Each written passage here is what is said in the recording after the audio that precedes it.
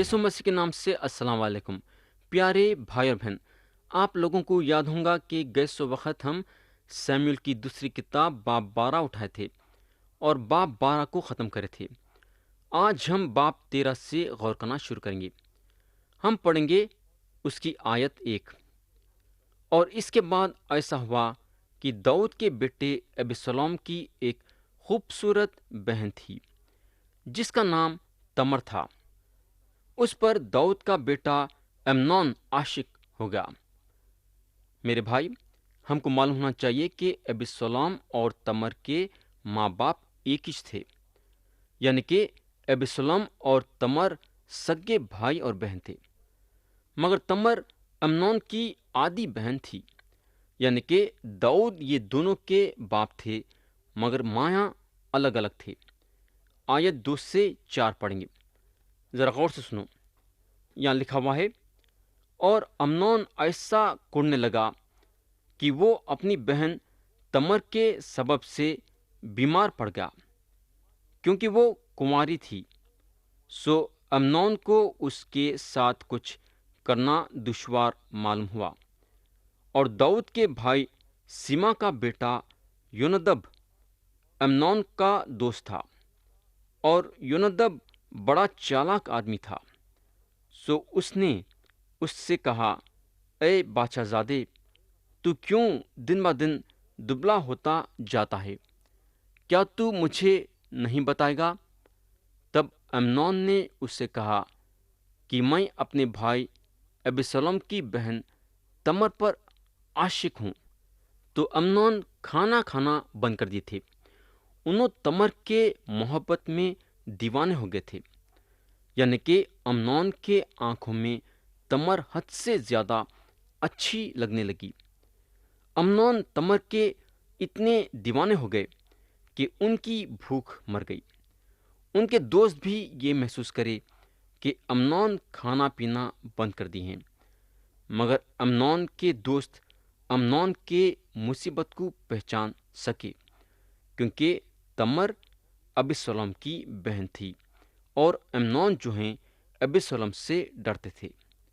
आयत 5 से 7 में लिखा हुआ है, योनदब ने उससे कहा, तू अपने बिस्तर पर लेट जा और बीमारी का बहाना कर ले, और जब तेरा बाप तुझे देखने आए तो तू उससे कहना, मेरी बहन तमर को जरा आने दे कि वो मुझे खाना दे और मेरे सामने खाना पकाए, ताकि मैं देखूं और उसके हाथ से खाऊं। तो अम्नोन पड़ गया और उसने बीमारी का बहाना कर लिया। और जब बादशाह उसको देखने आया तो अम्नोन ने बादशाह से कहा, मेरी बहन तमर को जरा आने दे कि वो मेरे सामने 2 पूरियां बनाए, ताकि मैं उसके हाथ से खाऊं। सो दाऊद ने तमर के घर कहला भेजा कि तू अभी अपने भाई अम्नोन के घर जा और उसके लिए खाना पका। प्यारे भाई और बहन, हमको आगे आयतें पढ़ने की जरूरत नहीं है।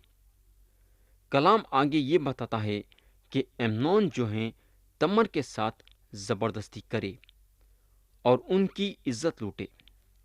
उसके बाद कलाम बताता है कि जितना मोहब्बत अम्नोन तमर से करने लगे, उससे भी ज्यादा अम्नोन तमर से नफरत करने लगे। आयत 15 पढ़ेंगे, फिर अम्नोन को उससे बड़ी सख्त नफरत हो गई, क्योंकि उसकी नफरत उसके जज्बाए इश्क से कहीं बढ़कर थी। सो अम्नोन ने उससे कहा, उठ चली जा। तो प्यारे भाई और बहन, ये एक वाहियात चीज दाऊद के घर में हुई जो कि सोच भी न सकते। जब अम्नोन तमर की इज्जत लूट लिए तो उनको चले जाओ बोले। इज्जत लूटने के बाद अम्नोन को तमर से कोई दिलचस्पी नहीं थी। आयत 19 से 21 हम पढ़ेंगे, और तमर ने अपने सिर पर खाक डाली और अपने रंग बिरंग के جوڑے کو جو پہنے ہوئے تھی چاک کیا اور سر پر ہاتھ دھر کر روتی ہوئی چلی۔ اس کے بھائی ابسلوم نے اس سے کہا، کیا تیرا بھائی امنون تیرے ساتھ رہا ہے؟ خیر، اے میری بہن، اب چپ ہو رہے، کیونکہ وہ تیرا بھائی ہے، اور اس بات کا غم نہ کر۔ سو تمر اپنے بھائی ابسلوم کے گھر میں بے کس پڑی رہی۔ اور جب داؤد بادشاہ نے یہ سب باتیں سنی تو نہایت غصے ہوا، تو تمر کو گھسیٹ کے گھر کے باہر نکالا گیا، اور اب تمر ٹاٹ اور راکھ میں ہے۔ اور ایک چیز یہاں اگر ہم غور کریں گے تو جو ہوا، داؤد ناخوش اور غصے میں تھے، مگر اس معاملے میں انہوں کچھ بھی نہیں کرتے ہیں۔ داؤد جو ہیں کئی دوسرے لوگوں کے ویسے تھے جن کا نام بائبل شریف میں دیا گیا ہے۔ داؤد کئی بچے پیدا کرے مگر اپنے بچوں کی تربیت نہیں کرے، اور ان کے بچے خراب نکلے۔ اگر ہم بائبل شریف دیکھیں گے تو یہ چیز بار بار بتائی گئی ہے۔ شروع ہوا ایلی کے ساتھ، جو خدا کے کاہن تھے۔ ایلی کے بچے ناپاک چالاں کرتے تھے، ان لوگوں کو خدا کا ڈر نہیں تھا، اور مذہبی طور سے ناجائز فائدہ اٹھاتے تھے۔ اس کے بعد ہم سیموئیل پہ آتے ہیں، کیونکہ سیموئیل ایلی کے ہاتھ کے نیچے کام کرے اور ایلی کے گھر میں بڑے ہوئے، اور ایلی کے بچوں کو شرارت کرتے ہوئے دیکھے، تو انہوں یہ گھر سے سبق سیکھے کہ ان کے جب بچے پیدا ہوں گے تو انہوں اپنے بچوں کی تربیت کریں گے اور ان کے بچے نیک نکلیں گے۔ مگر ایسا نہیں ہوا، بلکہ ان کے بچے بے ایمان اور رشوت خور تھے۔ اس کے بعد ہم داؤد پہ آتے ہیں۔ داؤد سیموئیل کو جانتے تھے، داؤد سیموئیل کے بچوں کو جانتے تھے۔ اب آپ سوچیں گے کہ داؤد اپنے بچوں کے ساتھ سختی کرے اور ان لوگوں کی تربیت کرے، مگر داؤد ایسا نہیں کرے، انہوں بھی اپنے بچوں کی تربیت نہیں کرے۔ امنون جو حرکت تمر کے ساتھ کرے، اس حرکت سے داؤد ناخوش تھے اور غصے میں تھے، مگر امنون کو کچھ بھی نہیں بولے۔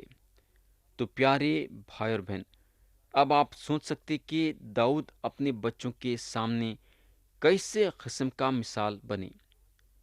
میرے بھائی، آج بھی اگر ہم دیکھیں گے تو کئی مسیح بھائی اور بہنیں ہیں جو صحیح ڈھنگ کے ماں باپ نہیں بنے ہیں، بچوں کی تربیت کرنے میں میلوں دور ہیں۔ میرے بھائی، اگر آپ کا ایمان یسوع مسیح میں ہے اور آپ کے پاس ایک ایسا بچہ ہے جو شرارتی قسم کا ہے، تو اس بچے کو بھاشن دینے میں مصروف مت رہو۔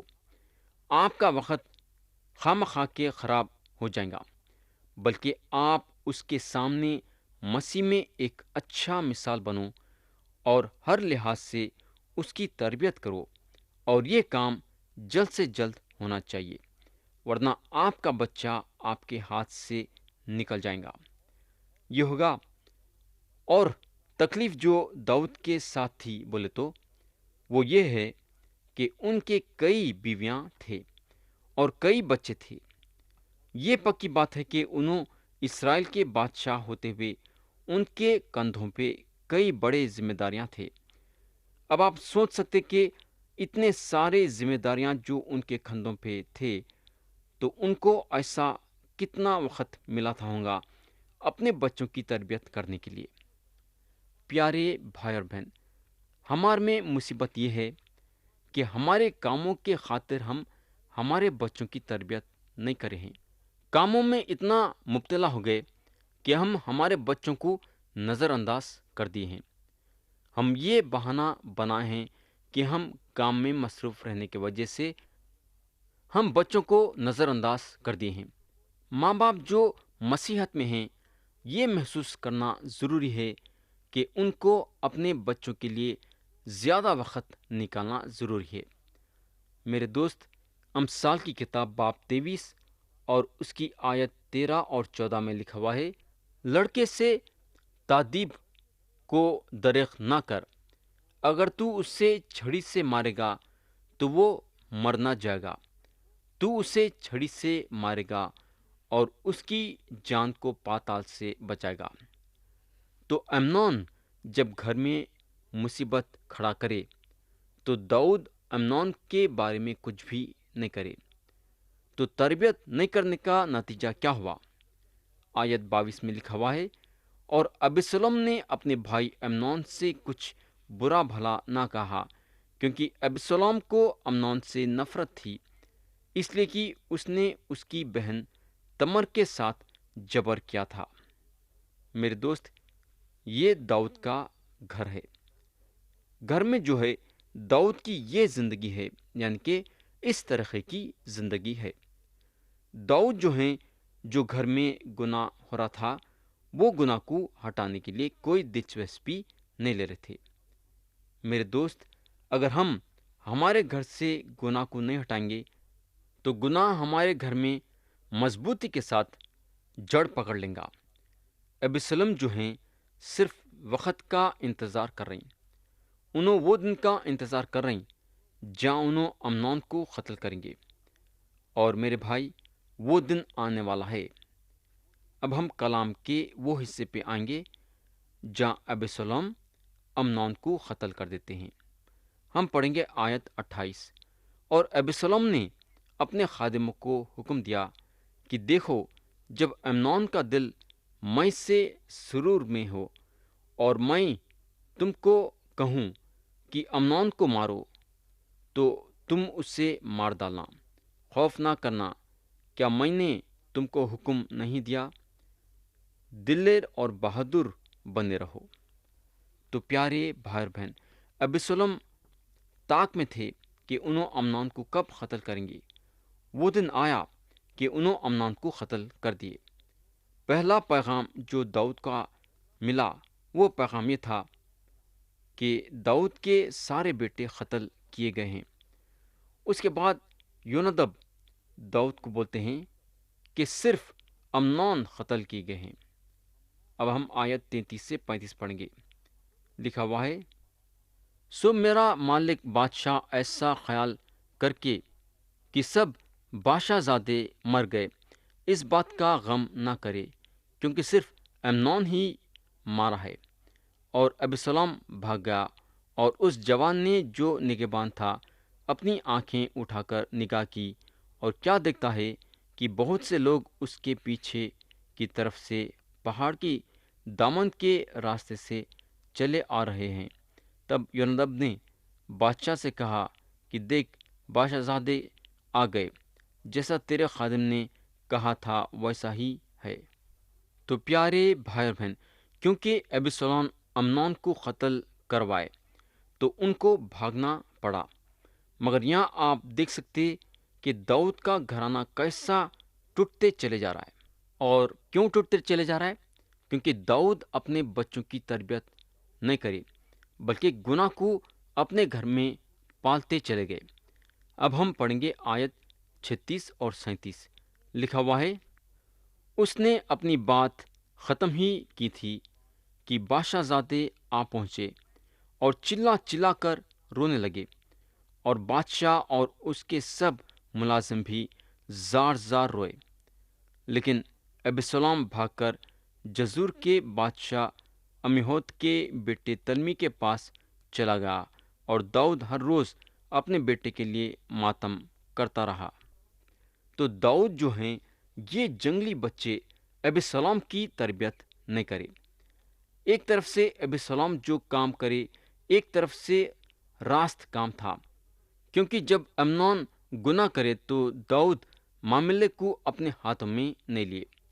آیت 38 اور 39 میں لکھا ہوا ہے، سو ابسلم بھاگ کر جزور کو گیا اور 3 برس تک وہیں رہا، اور داؤد بادشاہ کے دل میں ابسلم کے پاس جانے کی بڑی آرزو تھی، کیونکہ امنون کی طرف سے اسے تسلی ہو گئی تھی اس لیے کہ وہ مر چکا تھا۔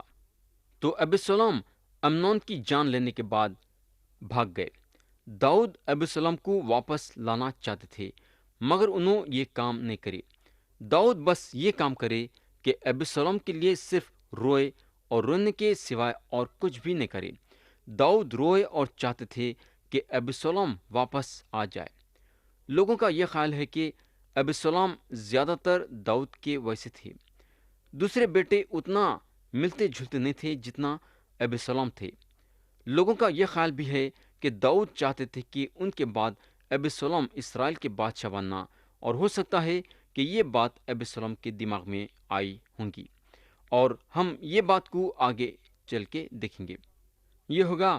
اب ہم کلام کے وہ حصے پہ آئیں گے جہاں داؤد ابسلام کو واپس آنے کی اجازت دیتے ہیں۔ ہم پڑھیں گے باب 14 اور اس کی آیت 1 سے 3 تک۔ لکھا ہوا ہے، اور زرویہ کے بیٹے یوآب نے تاڑ لیا کہ بادشاہ کا دل ابسلام کی طرف لگا ہے، سو یوآب نے تخوا کو آدمی بھیج کر وہاں سے ایک دانشمند عورت بلوائی اور اس سے کہا کہ ذرا سوگ والی کا سا بھیس کر کے ماتم کے کپڑے پہن لے اور تیل نہ لگا، بلکہ ایسی عورت کی طرح بن جا جو بڑی مدت سے مردے کے لیے ماتم کر رہی ہو، اور بادشاہ کے پاس جا کر اس سے اس طرح کہنا۔ پھر یوآب نے اسے جو باتیں کہی تھیں سکھائیں۔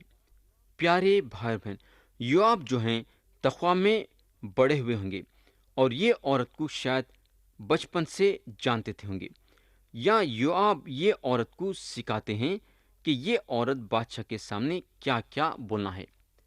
آیت 4 سے 7 پڑھیں گے۔ لکھا ہوا ہے، اور جب تقویٰ کی وہ عورت بادشاہ سے باتیں کرنے لگی تو زمین پر اوندھے منہ ہو کر گری اور سجدہ کر کے کہا، اے بادشاہ، تیری دہائی ہے۔ بادشاہ نے اس سے کہا، تجھے کیا ہوا؟ اس نے کہا، میں سچ مچ ایک بیوہ عورت ہوں اور میرا شوہر مر گیا ہے۔